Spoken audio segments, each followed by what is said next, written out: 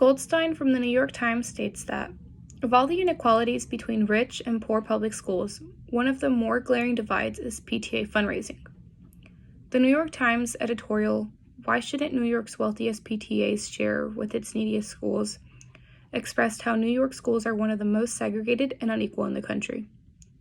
Although I do agree with the main claim of the editorial, I do think it lacked in evidence. I will discuss that the editorial could have used more expert testimony, it could have used more examples of cases around New York, and that the editorial could have used some claims of facts. Expert testimony. The New York Times argues that the mayor and the governor, the city council, and the legislator could address these inequities if they had the courage to do so. Although this editorial does list those four well-known names in that one sentence, the editorial fails to further any findings or evidence given by any other experts throughout the rest of the reading. A good example of good expert testimony would be Catherine Brown, a co-author of the report, said that when richer PTAs paid for teachers and programs that the poorer ones could not afford, the students in less well-off schools fell even further behind. Catherine Brown is the expert in that sentence.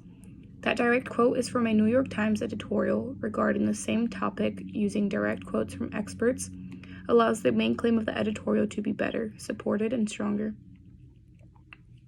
Another great direct quote from a New York Times by Singer stated, "Ms. Heller, now an executive vice president of MBIA, said that as public officials on all levels are facing greater restraints, the demand for more effective management of public sector money is growing." That expert Ms. Heller stating about taking action allows us to know change is happening somewhere. Examples.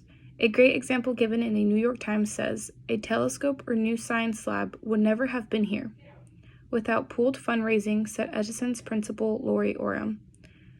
"We're not the community where people are writing $2,000 checks," she said. "We're happy if we get $20 out of people." Also, another good way to support the main claim would have been by giving examples of percentages. A disproportionate share of students who need extra resources, including 82% of students in the state who have limited proficiency in English, 60% of students who are poor, and 51% of students who are severely disabled. Having these examples allows us as the readers to acknowledge that there are other current situations that are going through the same problem of segregated and unequal schools. Claims of facts. The editorial definitely lacked in facts. It really only contained values, using words like courage, under, least, and unequal. Although values did allow for the main message to get across, it could have used at least one fact. In another New York Times, I found some facts that were stated on the same topic. Half of Edison's students come from low-income families, and 3/4 are Hispanic. I believe that it would have been very important for the editorial to have some claims of facts because that allows the readers to observe the statements given. It is important to be able to have observable statements in an editorial so that the readers can grasp the main claim better. To conclude this speech, we have seen that the problem is not that the editorial, "Why shouldn't New York's wealthiest PTAs share with its neediest schools?" is incorrect or wrong. I just simply believe that the editorial could have supported its claims with a much stronger backing of evidence to help the audience trust more. The audience needed to see the vision of why there needs to be change.